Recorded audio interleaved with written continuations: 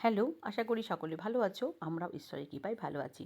আজ ছিল সোমবার, আর সোমবার দুপুরে সম্পূর্ণ নিরামিষ একটা থালি তোমাদের সঙ্গে শেয়ার করছি। প্রথমে দেখো নিয়েছি এক বাটি গরম ধোঁয়াটা ভাত, সঙ্গে ছিল লেবু, কাঁচা লঙ্কা।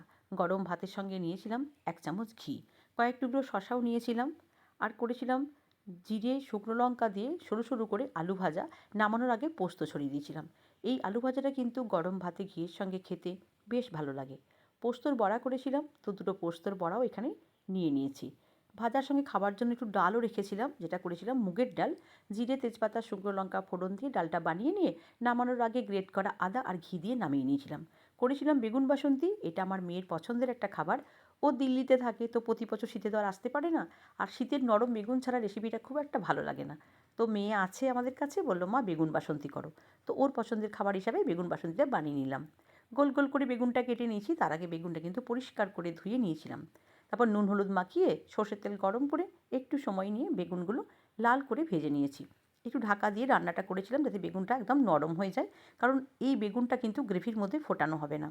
তারপর দেখো সর্ষের তেলে একটু আদা বাটা দিয়ে অল্প জল দিয়ে আদাটা একটু ভেজে নিয়ে দিয়েছি 3 চামচ পোস্ত বাটা। পোস্তটা কিন্তু কাঁচা লঙ্কা দিয়ে বাটিনি, এমনি পোস্ত বাটা দিয়েছি। একটু লো ফ্লেমে রেখে পোস্তটা ভাজবো। বেশিক্ষণ কিন্তু পোস্তটা তেলে ভাজা যাবে না।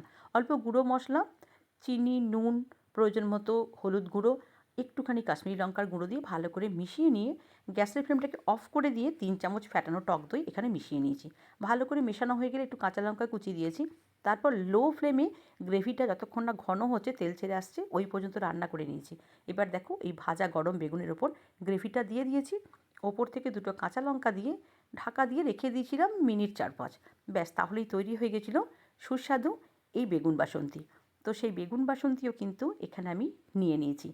তো তোমরা একবার বাড়িতে এইভাবে বেগুনের রেসিপি করে দেখতে পারো, আশা করি ভালো লাগবে। এতে কিন্তু ধনেপাতা, টমেটো কোনো কিছুই যায় না। এতে একটা আদা, পোস্ত, কাঁচা লঙ্কার একটা সুন্দর ফ্লেভার থাকে। তো বেগুন বাসন্তী এখানে নিয়ে নিয়েছি। একটু গরম পাঁপড় ভেজেছিলাম, পাঁপড় ভাজাও নিয়ে নিয়েছি। আর ঠান্ডা পড়েছে বলে আমরা প্রচুর জামা কাপড় পরছি, গরম পানিও খাচ্ছি। তো শরীরটাও তো ঠান্ডা রাখতে হবে, তাই রুম টেম্পারেচারে একটু রায়তা বানিয়ে নিয়েছিলাম, সেটাও নিয়ে নিয়েছি। তো এই ছিল লাঞ্চ থালি। কেমন লাগলো কমেন্ট করে জানিও, ভালো লাগলে লাইক করো। টাটা।